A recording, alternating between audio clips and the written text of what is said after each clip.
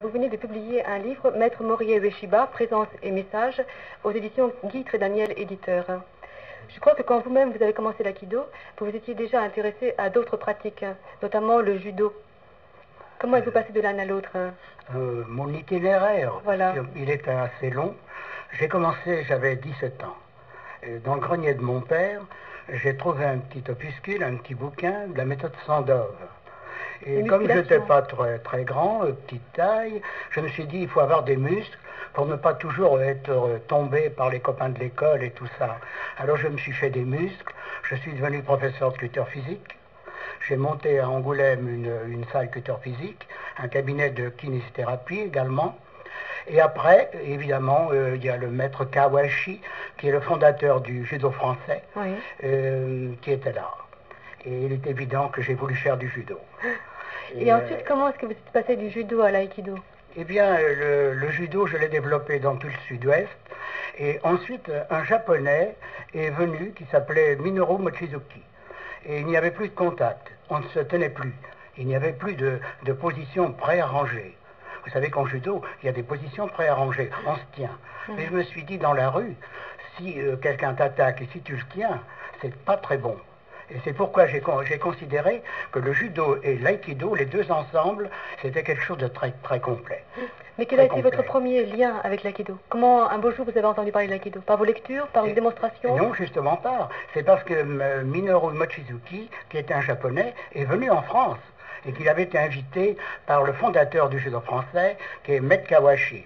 Et quand j'ai vu travailler cet homme, je me suis tout de suite inscrit au cours. Vous avez dit que c'était ça qu'il vous fallait? Et j'ai trouvé ça remarquable. C'est des mouvements, n'est-ce pas, très ronds, très beaux. Les chutes n'étaient pas plaquées au sol. Je peux considérer que le judo est un sport de premier plan, mais que l'aïkido, c'est quelque chose qui est différent, mais les deux s'adaptent bien. Et le professeur Jigoro Kano, qui a créé le judo, était un élève, non un ami de Maître Ueshiba.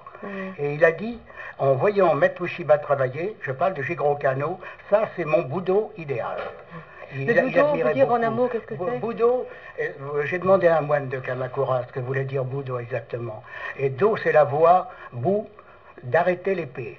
Ça veut dire de faire la paix. J'ai lu des livres anglais qui parlaient de l'esprit agressif des Japonais. C'est pas vrai du tout. Il n'y a pas d'agressivité.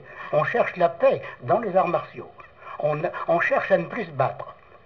Et alors, à cette époque, c'était dans les années 50-55. Alors, je suis parti au Japon un beau jour par le deuxième maître qui est venu en Europe, qui s'appelait Tadashi Abe. Et il m'a dit, vous, André Noquet, vous avez l'air d'aimer beaucoup Aikido. Il faudrait donc que vous voyiez Maître Ueshiba, qui est le fondateur de l'Aikido. Mais j'ai dit, attention, à Bordeaux, j'ai un club de 300 élèves, je ne peux pas quitter Bordeaux comme ça. Alors, dans ma tête, pendant des mois et des mois, je dis, qu'est-ce que je fais? Je ne savais pas où aller. Et brutalement... À ce moment-là, vous enseignez toujours la culture physique? Non, le judo. Ah, le judo. J'ai formé tous les professeurs du Sud-Ouest. De Poitiers jusqu'à Biarritz, j'ai fait tout en judo. Et quand vous êtes parti pour le Japon, vous étiez resté donc 3 ans?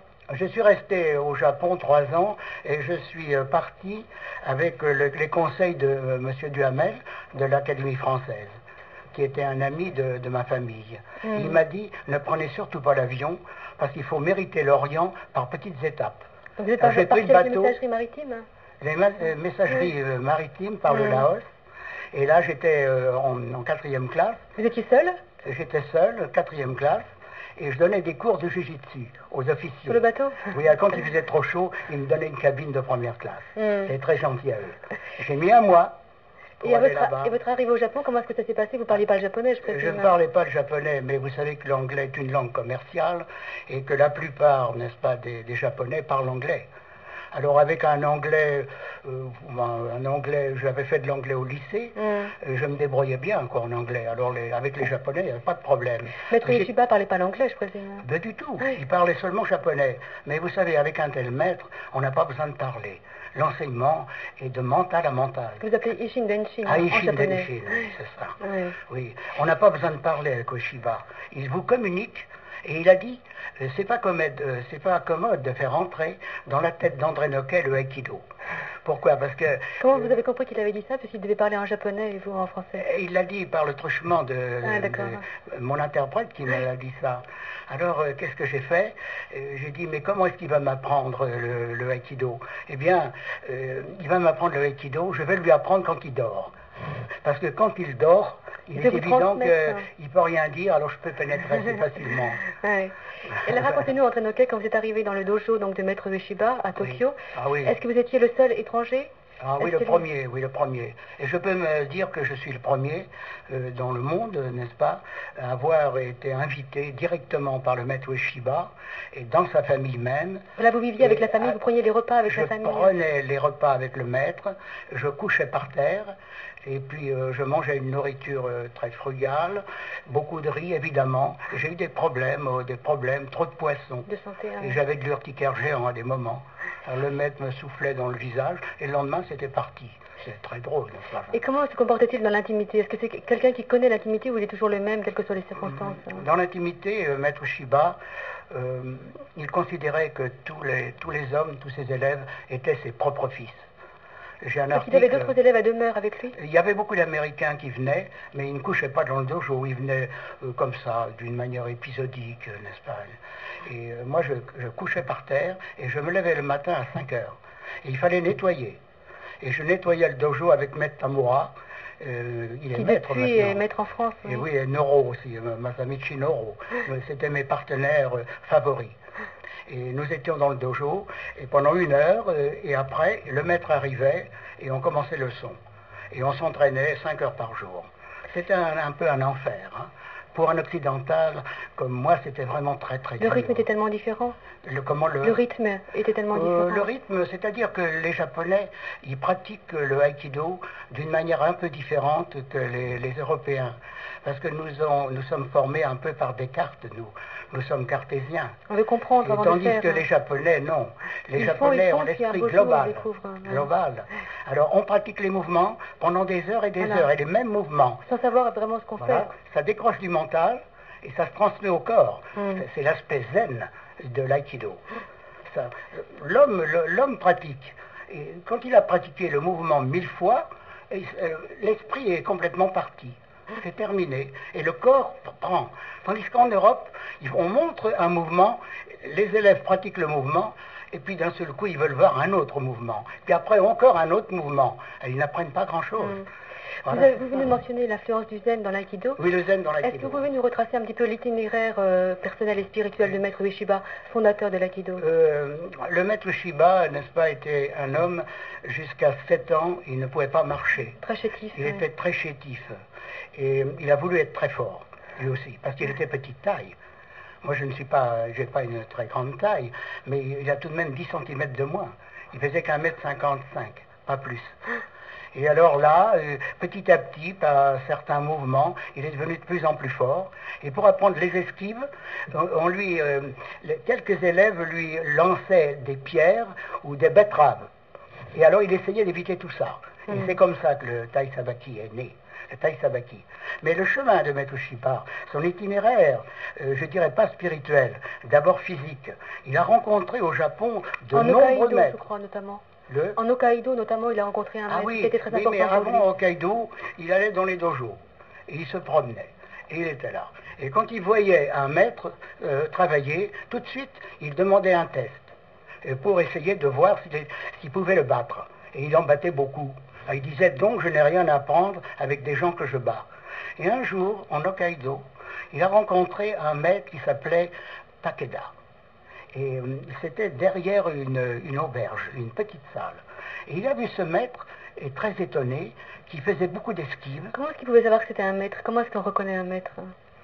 Il savait que c'était un maître, parce qu'on lui avait dit. Oui. On lui avait dit que c'était maître Takeda qui descendait de telle école, n'est-ce pas? Il l'a vu travailler. Puis tout de suite, Ueshiba a dit « Est-ce que je peux faire contre vous ?»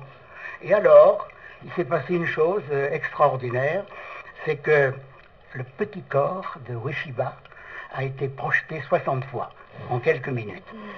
Et alors donc j'ai trouvé mon maître. Et je m'incline et je vais travailler avec lui. Alors il s'est passé une chose étonnante, c'est qu'il l'a pris comme élève, mais il lui enseignait que 5 minutes par jour, même pas. 5 minutes. Mais qu'est-ce qu'on faisait dans la journée? Eh bien, il fallait laver le maître, lui préparer les repas. Et c'est ça au Japon. On ne paye pas, mais on donne de soi-même pour son maître. Ça ne se produit pas ici en Europe. Aujourd'hui, vous êtes devenu donc maître d'aïkido, c'est pas donc la même forme d'enseignement que vous pouvez transmettre? J'ai reçu l'enseignement japonais et j'essaie de transcender un peu, de faire un peu ce qu'on appelle en religion un écuménisme, n'est-ce pas? D'essayer de mettre l'enseignement global des Japonais avec l'enseignement cartésien. Et c'est pas facile. C'est pas facile. Après, dans l'itinéraire spirituel de la vie de Maître Ueshiba, je crois qu'il a rencontré quelqu'un de la secte Omoto. Oui, il a fait beaucoup de choses. Il a été en Mandchourie, il a fait la guerre, il a manqué de tuer, tout ça. Il y a eu beaucoup de choses. Et il était de petite taille, il n'était pas, n'est-ce pas, il n'a pas fait son service militaire, trop petit. Mais il a écrit en lettres de sang à l'empereur. Il a pu le faire après. C'est un homme extraordinaire, Ueshiba. Alors, il a rencontré Omotokyo, un homme qui s'appelait Omoto, et cet homme, n'est-ce pas, parlait du principe de l'amour entre les hommes. Et ça l'a beaucoup ravi, beaucoup étonné et tout. Et son aïkido vient un peu de cela, mais pas complètement. Parce que dans une tempête de neige à l'Hokkaido, son maître, Takeda, est devenu un peu comme fou. Il a dit, Ueshiba, sors dans la tempête de neige, il y a un ennemi qui est là, qui m'attend.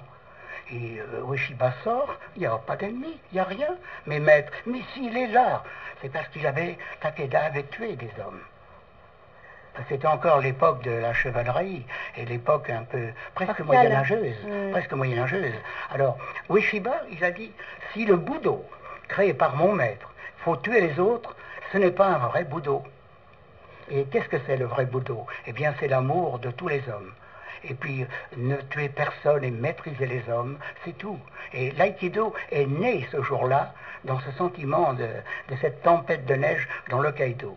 Là, j'ai un article très important, pas ici, n'est-ce pas? Oui. Mais que je pourrais publier un jour, qui n'a pas été écrit par moi, mais qui a été écrit par un autre japonais. Alors, ce qui me permet de publier. Oui. Oui, je peux le publier. Je crois que c'est à peu près dans les années 1923 qu'il a créé l'aïkido, on peut dire, si on oui, veut il le a dater. créé l'aïkido par différentes étapes. Voilà. Il y a différentes étapes. Mais c'était dans ces années-là. Oui, on ne peut pas créer tout de suite l'aïkido d'une seule fois, c'est pas possible. C'est un mouvement. C'est un mouvement. Il y a par exemple des maîtres français actuellement, ils préfèrent le aïkido qui était pratiqué par le maître Ueshiba, par exemple, c'était très dur, une technique carrée un peu. Et le maître travaillait très rond à la fin de sa vie. Il y a un cheminement du maître. Nous sommes tous les mêmes, n'est-ce pas? Il y a toujours un cheminement dans ce que nous faisons. Donc on peut peut-être dire en fait que l'aïkido est donc né à la mort de Maître Ueshiba. L'aïkido est né pas à la mort, non pas à la mort. Il est né quand il avait à peu près, je ne sais pas, 75 ans à peu près. Là. Il avait 75 ans à peu près. Il est né, oui c'est vrai, oui, 75 à peu près. C'est à peu près à la même époque, d'ailleurs en 59, je crois que l'aïkido a commencé à se diffuser hors du Japon. Oui, le Aikido, parce que les Japonais envoient beaucoup de maîtres dans les différentes parties du globe, n'est-ce pas? Et moi, je suis arrivé en France en 59, au début de 59, après avoir enseigné aux États-Unis, à la police. Et puis, je suis arrivé là, et j'étais seul. Et après, Maître Tamura est venu en 64. Mais on a un autre expert japonais qui s'appelle Masamichi Noro. Mais lui aussi, il était très fort en aïkido, il est venu. Mais il a pris une méthode légèrement différente actuellement, qui s'appelle le kinomichi. C'est de très beau mouvement, c'est très joli, mais ce n'est pas l'enseignement réel de Maître Ueshiba. On peut dire que c'est Tamura, n'est-ce pas, je travaille avec Tamura, nous sommes des amis, c'était mon partenaire à Tokyo. Et Maître Tamura, évidemment, il m'a fait beaucoup souffrir quand j'étais à Tokyo. Parce qu'il travaillait les mouvements, il fallait répéter le même mouvement pendant 1 heure. Et quelquefois, les épaules, ça souffrait un peu tout de même. Dites-moi, André Noquet, comment est-ce qu'on peut définir exactement l'aïkido? Si on remonte au kanji japonais, do, bon, bien sûr, c'est la voix, et aiki, c'est donc la recherche de l'harmonie? Oui, eh bien, écoutez, le maître japonais, pendant sa jeunesse, il a pratiqué tous les arts martiaux japonais, extrêmes orientaux. Ils lui ont permis de constater que la plupart de ceux-ci visaient à détruire l'agressivité de l'adversaire, en détruisant l'adversaire lui-même. Et cette constatation l'amena à penser qu'il y avait là une carence. Et cette carence, pour lui, venait de ce que la base mentale de ces arts martiaux était la violence. L'idée du maître, la grande idée du maître, est de détruire l'agressivité de l'adversaire en faisant sentir à celui-ci qu'elle est inutile. Mais voilà. toutes ces idées donc de non-agression de l'un à l'autre s'inscrivent dans une perspective générale de l'univers, même et de l'origine qu'il arrive à expliquer par l'aïkido.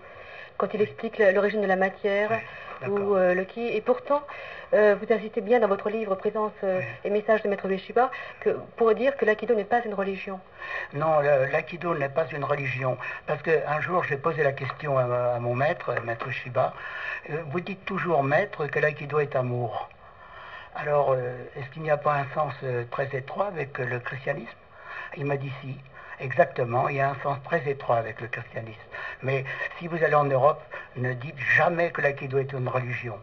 Parce que si vous pratiquez bien l'aïkido, peut-être vous comprendrez mieux le christianisme. Mais si un bouddhiste pratique le aïkido, il sera meilleur bouddhiste. Voilà ce qu'il a dit. Le aïkido fait comprendre mieux les religions et les philosophies. C'est donc une voie, c'est un chemin. Mais ce n'est pas surtout une religion.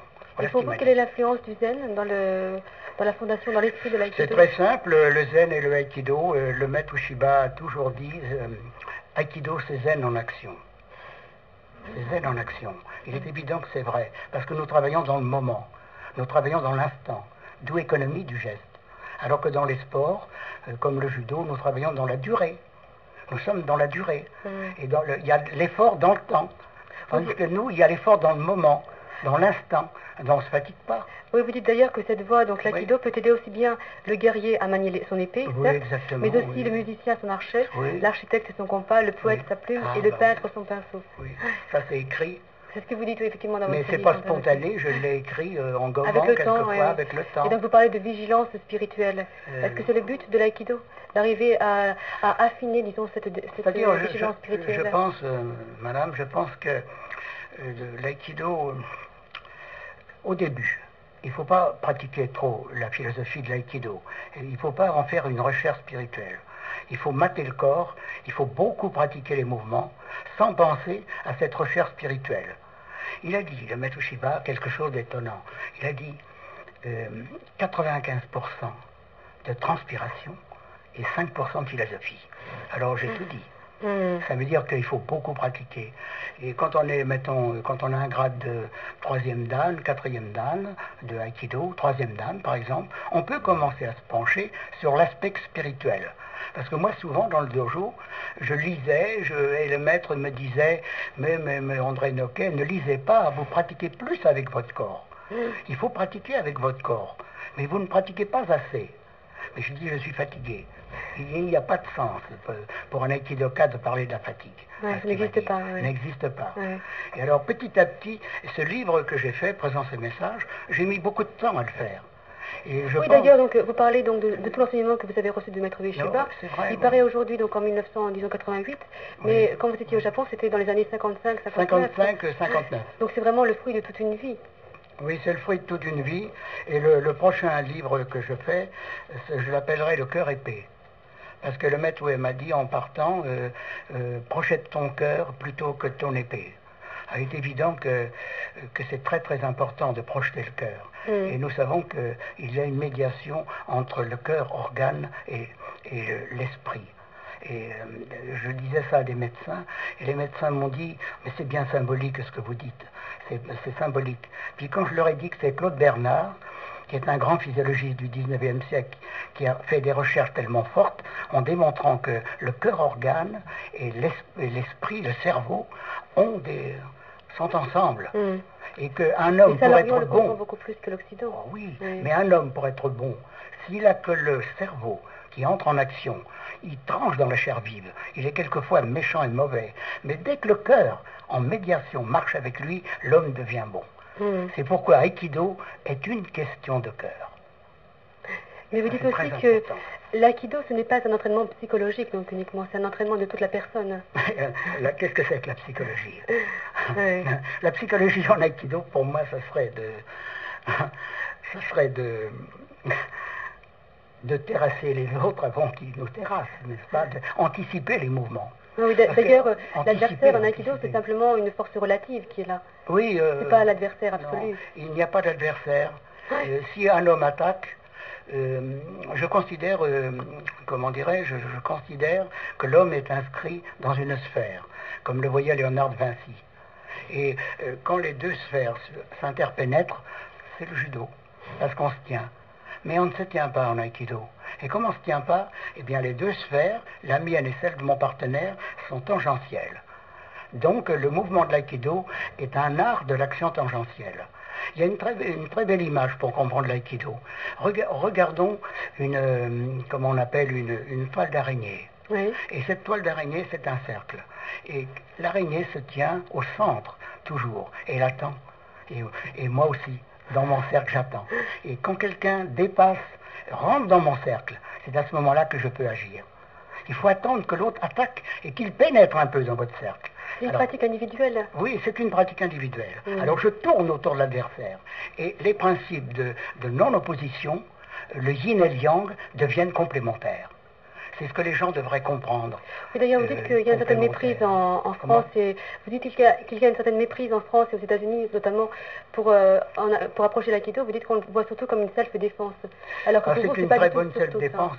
Excellente celle mais ce n'est pas uniquement. Non, c'est pas non, mais il est évident que dans la rue, si nous sommes attaqués, on peut se défendre, parce qu'il y a tout de même les atémies, qui sont des coups que l'on peut porter. Si un homme m'attaque avec un poignard, c'est pas commode de faire amour avec un homme qui attaque un poignard, parce que l'aïkido c'est amour. Mais si l'homme attaque avec un couteau, vous pouvez être tué par cet homme. Il faut bien le désarmer. Et alors là, nous avons le droit de porter un coup sur des régions vitales qui n'entraînent pas la mort. On a le droit. Et moi, j'aime beaucoup l'entraînement avec les armes. Mais si un homme a une arme, un couteau ou un sabre, je considère toujours les armes comme le prolongement du bras. Ça veut dire qu'il n'y a pas de fixation de mon mental sur l'arme. Il faut voir l'homme dans son ensemble et ne pas regarder ce qu'il a à la main, dans le mouvement. Voilà. C'est l'aïkido est très beau et il peut être pratiqué par des jeunes garçons, des dames, parce que les chutes ne sont pas brutales et de plus en plus. Mais ça ne se développe pas si vite que le judo ou le karaté, parce que chez nous il n'y a pas de compétition. Aucune compétition est possible. Et dites-moi, André Noquet, comment est-ce que peut se transmettre cet enseignement de l'aïkido? Est-ce que vous avez par exemple des disciples? Des disciples, j'ai fait beaucoup de disciples en France et en Europe occidentale. J'ai formé l'Union européenne.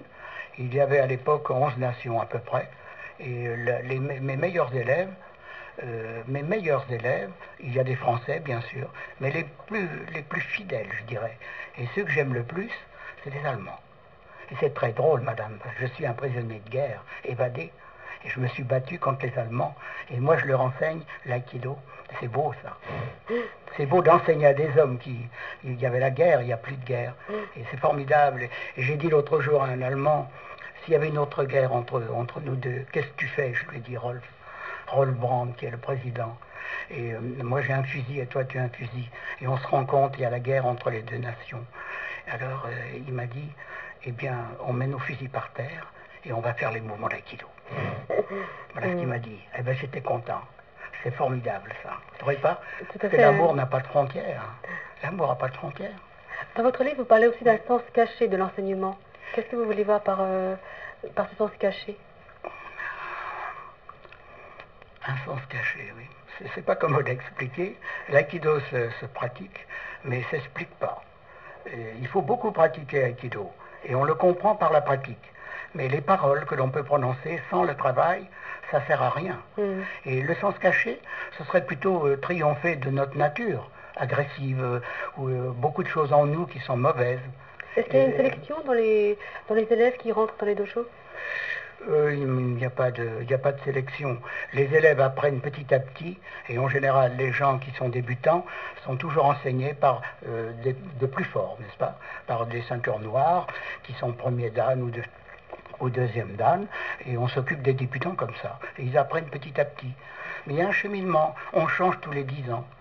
Un homme, au bout de 10 ans, il a compris quelque chose. Mais, comme dit Ueshiba, un jour, je lui ai posé la question.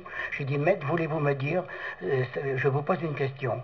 Il m'a regardé, il m'a dit, je ne peux pas répondre à votre question, parce que vous n'êtes pas au niveau pour comprendre. Mais je dis, mais quand est-ce que je serai au niveau? Quand je déciderai moi-même, il m'a dit. Voilà. Et c'est vrai.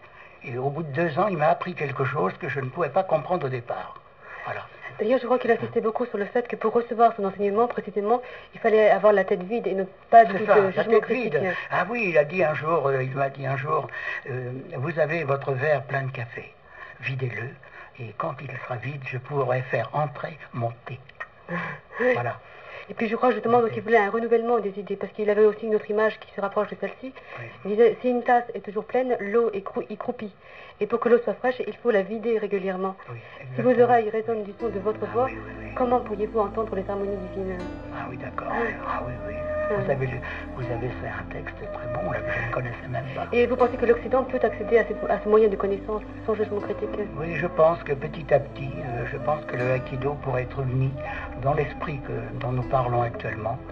Et j'espère que dans le monde, et évidemment dans le monde de l'Aikido, il y aura une unification réelle. Ça va venir. Nous avons le 31 mars prochain le Doshu, qui est le fils de Maître Ueshiba, qui arrive ici en Europe et qui fera un stage à Paris.